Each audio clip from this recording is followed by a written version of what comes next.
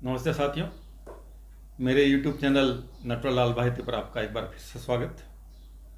क्योंकि ये टेक्सटाइल से रिलेटेड चैनल है, जैसा कि आप सभी जानते हैं, मेरा एक चैनल और है नटवर लाल भाईती के नाम से। उसमें सभी तरह के विषय शामिल हैं, मगर इस चैनल पर केवल टेक्सटाइल से रिलेटेड वीडियो ही अपलोड करता हूँ। तो जो लोग कपड़ा व्यापार से जुड़े हुए हैं उन्हें जानकारी है कि पिछले दिनों बाजार में यार्न मार्केट में मंदी आ गई। एक तरफा तेजी के बाद लगातार 6 से 7 महीने तक एक तरफा तेजी यार्न मार्केट में थी और अचानक बाजारों का गिरना शुरू हुआ और उसी अनुपात में कपड़े के भाव में भी गिरावट दर्ज की गई। बाजार में इस वक्त ग्राहकी का अभाव है। लोग पूछते हैं आखिर ग्राहक गया कहाँ। मैंने भी इस विषय पे काफ़ी जानकारी हासिल करने की कोशिश की तो मुझे पता चला कि रिजर्व बैंक के कुछ ऐसे कदम थे जिनकी वजह से बाजार में मुद्रा का अभाव हो गया। और जैसा कि आप जानते हैं, यदि मुद्रा का अभाव होगा तो बाजार में ग्राहक नहीं होगा। अब रिजर्व बैंक के कौन से ऐसे बड़े कदम थे जिनकी वजह से बाजार में ग्राहकी रुक गई, इसको मैं संक्षेप में आपको बतलाऊंगा। रिजर्व बैंक ने CRR,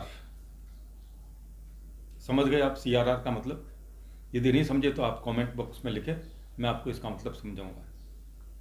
CRR रेट बढ़ा दी और इसी के साथ जो बैंक में FD वगैरह हम जो करवाते हैं उस पर इंटरेस्ट की रेट बढ़ा दी, क्योंकि सरकार को इस बात का डर था कि यदि महंगाई इसी गति से बढ़ते रही तो लोग बाग का जो विश्वास है वो FD से डगमगा जाएगा, क्योंकि FD के जो रिटर्न्स है वो काफ़ी कमज़ोर महसूस होने लगे ब्याज के, और लोगों का रुझान दूसरी तरफ होने लगा। तो इस वजह से जो बैंक से पैसा उठना था वो उठा नहीं और CRR बढ़ने से बाजार में मुद्रा का प्रसार कम हो गया। इस तरह बाजार में ग्राहकी का अभाव हो गया, क्योंकि चल मुद्रा का बाजार में ज़बरदस्त अभाव था। तो अब हम बात करते हैं कि क्या यह दौर बराबर चलेगा? नहीं, ये दौर शीघ्र ही ठीक होने वाला है। एक तरफ रिजर्व बैंक के कदम, दूसरी तरफ त्योहारी सीजन का समाप्त हो जाना, ये दो ऐसे कारण हो गए जिसकी वजह से बाजार में ग्राहकी बिल्कुल दब गई। ग्राहकी ऐसा लगा जैसे ग्राहक आखिर गया कहाँ। मगर जैसा कि आप सभी जानते हैं कि पूरे देश में मानसून की स्थिति बहुत अच्छी है। इस बार अच्छे मानसून की भविष्यवाणी की गई है और आषाढ़ के महीने में ही सावन के महीने का एहसास इस बार मानसून ने करा भी दिया है। तो इससे ऐसा लगता है कि आने वाले समय में जो क्रॉप आने वाली है, जैसा कि आप मेरा अपना ऐसा मानना है और आप भी इस बात को मानेंगे कि अंततः पैसा ज़मीन से निकलता है। किसान जब खेत में फसल बोता है, वो फसल जब बाज़ार में आती है, बाज़ार में आने के बाद जब वो हमारे घर तक पहुंचती है तो जो पैसे का रोटेशन होता है वो बाज़ार को चलाता है। यानी कि पैसा जो निकलता है वो ज़मीन से निकलता है। तो आने वाले समय में इस बात की उम्मीद की जा रही है मानसून के मौसम को देखते हुए कि फसल बहुत अच्छी होने वाली है। जब फसल अच्छी होगी तो किसान के घर में पैदावार बढ़कर आएगी तो पैसा बढ़कर आएगा, पैसा बढ़कर आएगा वो बाज़ार में चलेगा।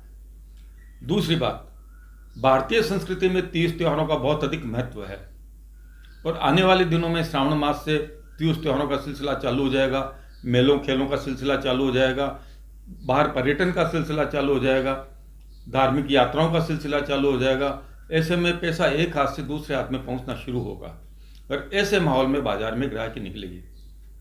जैसा कि हम सभी जानते हैं, रोटी, कपड़ा और मकान, 3 मूलभूत आवश्यकताएं आज भी है, कल भी थी, आगे भी रहेगी। ऐसी स्थिति में इस बार महंगाई के अंदर रसोई का बजट भी हमारा गड़बड़ा गया था। तो पिछले कुछ दिनों से हम अपनी रसोई को संभालने में लगे हुए थे, मगर सरकार के प्रयासों से खाद्य तेलों में, खाद्यान्नों में मंदी का एक वापस माहौल बना है, जिससे रसोई का बजट वापस संतुलित होता हुआ नजर आ रहा है। तो रसोई के बजट से निकलने के बाद आदमी कपड़े की ओर रुख करता है।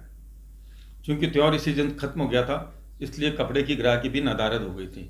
मगर आने वाले दिनों में तीज त्योहार के नाम पे, मेले खेलों के नाम पे, बाहर आने जाने के नाम पे, शादी विवाह के नाम पे कपड़ों की खरीद फरोख्त फिर से शुरू होगी और बाजार में एक बहुत अच्छा माहौल बनेगा। इसके अतिरिक्त मैं आपको बताऊं, सर्दी के सीजन में रजाई की ग्राहकी बहुत अच्छी रहती है। रजाई के साथ रजाई का कवर बिकता है। सर्दी के सीजन में टेंट हाउस की रजाई की ज़बरदस्त ग्राहकी चलती है। यानी चारों तरफ जहां भी मैं नज़र दौड़ाता हूं, ग्राहकी का जबरदस्त आलम नजर आता है। ऐसी स्थिति में कपड़ा बाजार में जो इस वक्त सुस्ती छाई हुई है, मुझे लगता है ये 15 से 20 दिन के अंदर ग्राहकी में तब्दील होने वाली है। रजाई कवर, इसकी चर्चा मैं यहाँ विशेष रूप से करूँगा, क्योंकि किशनगढ़ में जो रजाई कवर का कपड़ा बनता है वो पूरे विश्व में अप्रूव है। कि मैं भारत की बात नहीं कर रहा हूँ, मैं विश्व की बात कर रहा हूँ, क्योंकि ये रजाई का कपड़ा, जो रजाई कवर का कपड़ा है, वो इस तरह से ताना बना है इसका कि ये रजाई के चिपक के रहता है। ये केवल रजाई के चिपक के ही नहीं रहता है, ये गर्माहट भी प्रदान करता है। आप कभी भी आजमा कर देख लीजिए, अपने घर में आजमा कर देखिए, यदि आप रजाई को ओढ़ते हैं, कंबल को ओढ़ते हैं, उस पर से आप कवर हटा दीजिए, उसके बाद उसकी गर्माहट महसूस कीजिए, और उसके बाद कवर लगा के उसकी गर्माहट महसूस कीजिए। 2 गुना गर्माहट हो जाती है किशनगढ़ के रजाई कवर के कपड़े से। तो रजाई कवर का बहुत बढ़िया सीजन चलने वाला है। पिछले साल लोगों को रजाई कवर का कपड़ा समय से मिला नहीं, क्योंकि रजाई कवर का जो कपड़ा है वो सीजनल होने की वजह से उत्पादक बहुत डर डर के बनाता है। वो डिमांड सप्लाई को पहले तोलता है, उसके बाद बनाता है। इस बार रजाई कवर का जो कपड़ा है बहुत अधिक बिकने की उम्मीद है, इसलिए मैं कहता हूँ आप शीघ्र से शीघ्र रजाई कवर का कपड़ा तो अभी से खरीदना चालू कर दीजिए। इसके अलावा रजाई का कपड़ा किशनगढ़ में डक बनती है, उस डक के कपड़े से रंगाई होकर रजाई बनती है, उस पर प्रिंट होता है, प्रिंट होकर उसकी रजाई बनती है, और ग्रामीण अंचल में इस कदर बिकती है कि इस वक्त इस कपड़े की भी खरीदी आपको बहुत अधिक फायदा, बहुत अधिक मुनाफा देगी। ये एक बिजनेस का आइडिया मैं आपको दे रहा हूँ, जो आने वाले समय में यदि आपने इन टिप्स को काम में लिया तो आप हजारों लाखों रुपए इस एक टेक्सटाइल के बिजनेस से, इस छोटे से टेक्सटाइल के बिजनेस से, ये बहुत छोटा दायरा बताया मैंने बिजनेस का, रजाई कवर और रजाई का, ये कपड़े का व्यापार तो बड़ा विस्तृत व्यापार है, इतना छोटा नहीं है जितना मैं बतला रहा हूँ। तो ऐसी स्थिति में आपको अभी कमर कस लेनी चाहिए। मैं कहता हूँ आप आज ही किशनगढ़ के लिए आइए। यदि आप रजाई कवर का कपड़ा बेचते हैं, रजाई बेचते हैं, तो शीघ्रता कीजिए। आने वाले समय में हो सकता है आपको माल का अभाव से जूझना पड़े। ये सही वक्त है जिस वक्त आप खरीदी कर सकते हैं। रजाई कवर का कपड़ा सूती भी बनता है और मिक्स कपड़े का भी बनता है। ये दोनों ही उत्पादन आपको किशनगढ़ में अभी इस वक्त अच्छे भाव में मिल जाएंगे। आने वाले दिनों में इनमें भाव में वृद्धि होने की मुझे पूरी संभावना नजर आ रही है। ये छोटा सा बिजनेस आइडिया मैंने इस चैनल के माध्यम से